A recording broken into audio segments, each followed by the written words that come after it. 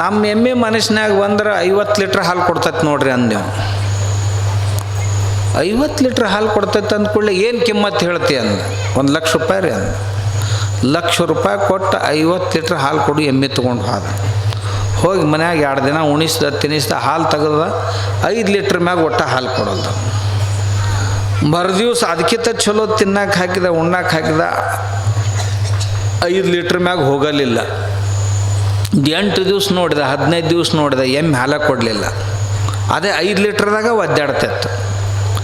ಅವ ಯಾವ ಮಾರಿದ್ನಲ್ಲ ಅವ್ರ ಮನೆಗೆ ಎಮ್ಮೆ ತೊಗೊಂಡು ಏನು 50 ಲೀಟ್ರ್ ಹಾಲು ಕೊಡ್ತೈತೆ ಅಂಥೇಳಿ 1,00,000 ರೂಪಾಯಿ ತೊಗೊಂಡಿದ್ದು, ಇದು 5 ಲೀಟ್ರ್ ಮ್ಯಾಗ ಹಾಲು ಕೊಡಂಗಿಲ್ಲ.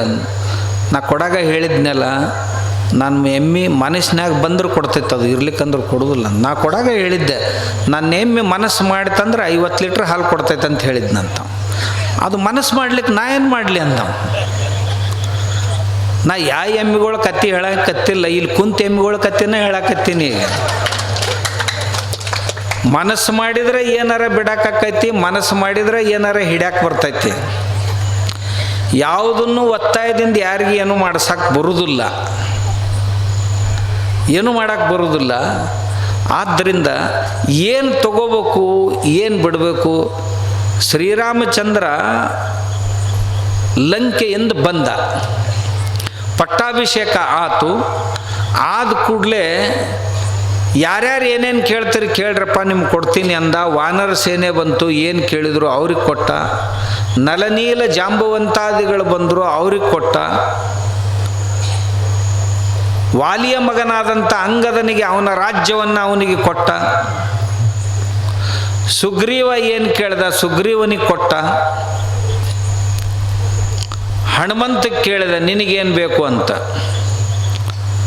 ನನಗೇನು ಬೇಡ್ರಿ, ಇಲ್ಲಿ ತನಕ ಏನು ನಿಮ್ಮ ಸೇವಾ ಮಾಡೋಕ್ಕೆ ಕೊಟ್ಟಿದ್ರಲ್ಲ, ನಿಮ್ಮ ಸೇವಾ ಮಾಡೋಕ್ಕೆ ನಿಮ್ಮ ಹತ್ರ ಇರುವಷ್ಟು ಅವಕಾಶ ಕೊಟ್ಟರೆ ಸಾಕು ನನಗೆ, ಮತ್ತೇನೂ ಬೇಡ ಅಂದ. ಮತ್ತು ನೀವು ಹೋಗೋದಿಲ್ಲ ಅಂತ ಕಿಷ್ಕಿಂದಾಕಂದ. ಹೋಗಿ ಏನು ಮಾಡೋದೈತಿ, ನಿನ್ನಂಥವ್ ಸಿಗುತ್ತಾನ ಕಿಷ್ಕಿಂದ, ನೀನ ಸಿಕ್ಕಿಂದಿನ ಎಲ್ಲಿರ್ತಿದ್ದೆ ಅದೇ ಕಿಷ್ಕಿಂದ ನಂದು ಅಂದ. ಎಲ್ಲಿ ರಾಮ ಇರ್ತಾನಲ್ಲ ಅಲ್ಲೇ ನನ್ನ ಕಿಷ್ಕಿಂದ, ನಿಮ್ಮ ಪಾದದ ಹತ್ತಿರ ನನಗೆ ಸೇವಾ ಮಾಡಲಿಕ್ಕೆ ಅವಕಾಶ ಕೊಡಬೇಕು ಅಂತಂದ. ಆಯ್ತಪ್ಪ ಅಂದ. ಲಕ್ಷ್ಮಣಕ್ಕೆ ಕೇಳಿದ, ನಿನಗೇನು ಬೇಕು ಅಂತ. 14 ವರ್ಷ ವನವಾಸದೊಳಗೆ ನಿನ್ನ ಸಹವಾಸ ಮಾಡಲಿಕ್ಕೆ ನಿನ್ನ ಜೊತೆ ಇಟ್ಕೊಂಡಿದ್ದೆಲ್ಲ, ಅಷ್ಟು ಇಟ್ಕೊಂಡ್ರೆ ಸಾಕು, ನನಗೇನು ಬೇಡ ಅಂದ. ಅಲ್ಲೋ ಯಾವುದಾರ ಒಂದು ರಾಜ್ಯ ಪಾಜ್ಯ ನನಗೇನು ಬೇಡ, ನನಗೆ ನಿನ್ನ ಸಹವಾಸ ಸಿಕ್ಕರೆ ಸಾಕು, ನಿನ್ನ ಸಾನ್ನಿಧ್ಯ ಇದ್ದರೆ ಸಾಕು ಅಂದ. ಭರತನಿಗೆ ಕೇಳಿದ, ನಿನಗೇನು ಬೇಕು ಅಂತ. ಭರತಂದ, ಈ 14 ವರ್ಷ ನನ್ನ ಜೀವನದೊಳಗೆ ದೊಡ್ಡ ಶಾಪದಂತೆ ಕಳೆದೆ ನಾನು, ನಮ್ಮ ಅಣ್ಣ ಇಲ್ಲದಕ್ಕೆ. ಅಣ್ಣ, ನಿನ್ನ ತಲೆ ಮ್ಯಾಗ ಯಾವಾಗಲೂ ಛತ್ರಿ ಹಿಡಿಯುವಂಥ ಕೆಲಸ ನನಗೆ ಕೊಡ್ಬೇಕು. ಛತ್ರ ಅಂತಾರಲ್ಲ, ಮಳೆಗಾಲದಾಗ ಬಿಸಿಲಿನಾಗ ಚಳ್ಯಾಗ ಯಾವಾಗಲೂ ನೀ ಮುಂದೆ ಆದಿ ಅಂದ್ರೆ ನಾ ಹಿಂದೆ ಛತ್ರಿ ಹಿಡ್ಕೊಂಡು ನಿನ್ನ ಹಿಂದೆ ಬೆನ್ನು ಹತ್ತಬೇಕು. ಈ ಛತ್ರಿ ಹಿಡಿ ಕೆಲಸ ಅಷ್ಟ ಕೊಡು ಸಾಕು, ನನಗೆ ಬೇರೆ ಏನೂ ಬೇಡ ಅಂದ. ಅಲ್ಲೋ ರಾಜ್ಯ ಗಿಜ್ಜ ಏನು ಬೇಡ ನನಗಂದ. ನಿನ್ನ ಸಾನ್ನಿಧ್ಯದೊಳಗೆ ಛತ್ರಿ ಹಿಡಿ ಕೆಲಸ ಕೊಡು ಅಂದ. ಶತ್ರುಘ್ನಕ್ಕೆ ಕರ್ದ, ನಿನಗೇನು ಬೇಕಪ್ಪ ಕೇಳ್ಕೊ, ನೀನಾರ ಕೇಳ್ಕೊ ಅಂದ. ನನಗೆ ಚೌರ ಬೀಸು ಕೆಲಸ ಕೊಡು ಅಂದ. ನೀ ಎಲ್ಲಿರ್ತಿ ನಿನ್ನ ಸಾನ್ನಿಧ್ಯದೊಳಗೆ ನಿಂತಿರ್ಬೇಕು. ನಾವು 14 ವರ್ಷ ನೀನಿಲ್ದ ಎಷ್ಟು ಕಠಿಣ ಆಗೈತಿ ಅನ್ನೋದು ನಮ್ಗೆ ಗೊತ್ತಣ್ಣ. ನಾವು ಬದುಕಬಾರ್ದು, ನಮ್ಮ ಅಣ್ಣಿಲ್ದ ಬದುಕದು ಬದುಕ ಅಲ್ಲ. ಆದ್ದರಿಂದ ನೀವೊಬ್ಬ ಸಿಕ್ಕರೆ ಸಾಕು, ನಮಗೇನು ಬೇಡ ನಮ್ಮ ಜೀವನದಾಗ ಅಂದ್ರು. ಆಯ್ತಪ್ಪ ಅಂದರು. ಊರ್ಮಿಳಕ್ಕೆ ಕರೆದ್ರು, ಲಕ್ಷ್ಮಣನ ಹೆಂಡತಿ. ಏನು ಬೇಕವ ನಿನಗಂದ್ರು. ನನಗೇನೂ ಬೇಕಾಗಿಲ್ಲ, 14 ವರ್ಷ ನನ್ನ ಹಿರಿಯಕ್ಕ ಇಲ್ದ ನಾ ಬಹಳ ವೇದನೆಯನ್ನು ಅನುಭವಿಸಿನಿ. ಹಿರಿಯಕ್ಕ ಸೀತಾದೇವಿಯ ಸೇವೆಯನ್ನು ನನಗೆ ಕೊಡಬೇಕು. ಅವಳು 14 ವರ್ಷ ವನವಾಸ ಭೋಗಿಸಿ ಬಂದಾಳ, ಏನು ಕಷ್ಟ ನಷ್ಟ ಅನುಭವಿಸಾಳ ನಾ ಎಲ್ಲ ಕೇಳೀನಿ. ಆದ್ರೆ ನಾ ಏನೂ ಮಾಡೋಕ್ಕಾಗಲಿಲ್ಲ, ಇನ್ನು ಮುಂದಾದರೂ ಅವಳು ಸೇವೆ ಮಾಡಬೇಕು ಅಂತೀನಿ ಅಂದ್ಲು. ಮಾಂಡವಿ ಭರ್ತನ ಹೆಂಡತಿ, ಅಕ್ಕಿನ ಕರೆದು ಕೇಳಿದರು, ಏನವ್ವ ನಿನಗೇನು ಬೇಕು ಅಂದರು. ಮಾಂಡವಿ ಅಂದ್ಲು, ನನಗೇನು ಹೊಸದು ಬೇಕಾಗ್ತೈತಿ, ನೀವೆಲ್ಲರೂ ಎಲ್ಲಿರ್ತಿರಲ್ಲ ಅಲ್ಲೇ ನನಗೂ ಇರ್ಲಿಕ್ಕೆ ಅವಕಾಶ ಕೊಡ್ರಿ. ನೀವೆಲ್ಲರೂ ಅಣ್ತಮ್ಮರು ಕೂಡಿ ಎಲ್ಲಿರ್ತಿರಲ್ಲ ಅಲ್ಲಿ ಇರ್ಲಿಕ್ಕೆ ಅವಕಾಶ ಕೊಡ್ರಿ. ಕೊನೆಯವಳು ಶ್ರುತಕೀರ್ತಿ, ಶತ್ರುಘ್ನನ ಹೆಂಡತಿ.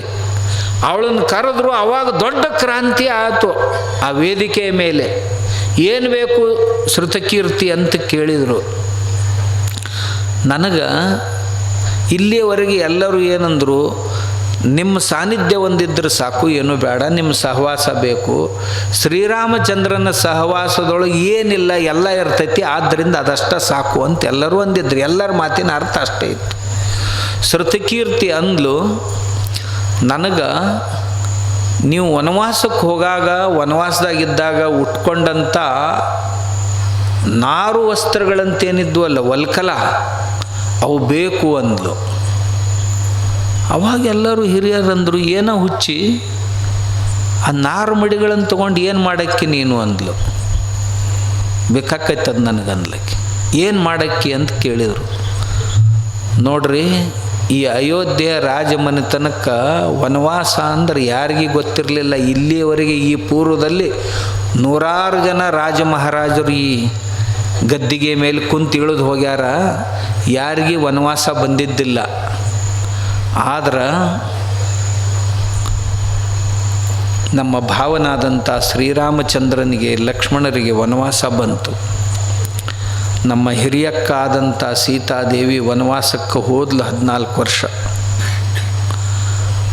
ನನಗನ್ನಿಸ್ತೈತಿ ನಮ್ಮ ಜೀವನದೊಳಗೆ ನಾವು ಎಷ್ಟ್ಯಾಕೆ ದೊಡ್ಡವ್ರು ಇರೋಲ್ಲಕ್ಕ, ದೈವ ಅನ್ನೋದು ಬಹಳ ಬಲವತ್ತರ, ದೈವ ಅನ್ನೋದು ಬಹಳ ದೊಡ್ಡದು. ಅದು ಯಾರನ್ನ ಯಾವಾಗ ಏನು ಮಾಡಿಸ್ತೈತಿ ಹೇಳಕ್ಕೆ ಬರೋದಿಲ್ಲ. ಮತ್ತು ಈಗ ರಾಜ್ಯ ಸಿಕ್ಕೈತಿ ಅಂತ ತಿಳ್ಕೊಂಡು ಈ ರಾಜ್ಯದ ಭೋಗವನ್ನು ಭೋಗಿಸುವುದರಲ್ಲಿ ನಾವು ಮತ್ತೆ ಅಹಂಕಾರಿಗಳಾಗಬಾರ್ದು, ಅಭಿಮಾನಿಗಳಾಗಬಾರ್ದು.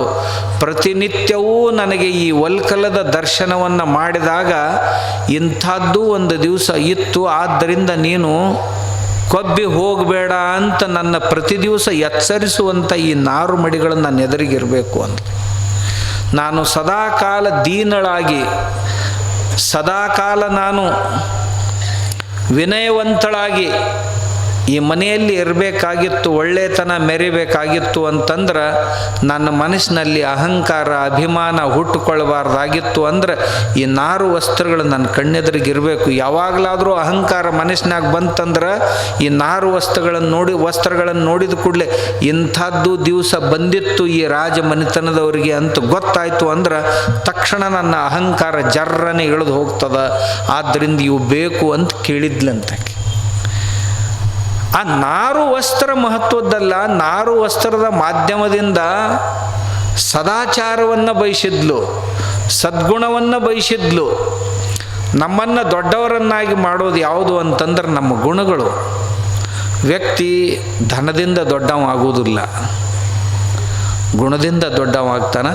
ಮಹಾತ್ಮರ ಸಾನ್ನಿಧ್ಯದಲ್ಲಿದ್ದೀವಿ ಅಂತಂದ್ರೆ, ಸಜ್ಜನರ ಸಾನ್ನಿಧ್ಯದಲ್ಲಿದ್ದೀವಿ ಅಂತಂದ್ರೆ ಆ ಗುಣಗಳು ನಮ್ಮಲ್ಲಿ ಬರ್ತಾವು. ಹೂಗಳು ಎಡಗೈ ಬಲಗೈ ಅನ್ನೋ ಭೇದವನ್ನು ಮಾಡಲಾರ್ದ ಎರಡೂ ಕೈಗಳನ್ನು ಸುಗಂಧಿತಗೊಳಿಸುವಂತೆ ಮಹಾತ್ಮರು ಬಡವರು, ಶ್ರೀಮಂತರು, ಸುಶಿಕ್ಷಿತರು, ಅಶಿಕ್ಷಿತರು, ಜಾತಿಹೀನರು, ಜಾತಿ ಶ್ರೇಷ್ಠರು ಅಂತ ಭೇದ ಮಾಡಲಾರ್ದ ಎಲ್ಲರನ್ನೂ ಉದ್ಧರಿಸ್ತಾರ. ಆದ್ದರಿಂದ ಆ ಹೂವುಗಳಂತಹ ಸಹವಾಸ, ಸಜ್ಜನರ ಸಹವಾಸ ನನಗೆ ಯಾವಾಗಲೂ ಬೇಕು ಅಂತ ನಮ್ಮ ಋಷಿಗಳು ಕೇಳ್ಕೊಂಡಿದ್ದು. ನಮ್ಮ ಋಷಿಗಳು ಕೇಳಿದ್ದು, ಹೂವಿನೊಂದಿಗೆ ದಾರವೂ ಸಹಿತ ಶಿವನ ಕೊರಳನ್ನು ಏರ್ತೈತಂತಲ್ಲ, ಹಾಗೆ ಸಜ್ಜನರ ಸಹವಾಸದಲ್ಲಿದ್ದೀವಿ ಅಂತಂದ್ರೆ ನಮಗೂ ದೊಡ್ಡಸ್ತಿಕೆ ಬರುತ್ತೆ ಅಂತ.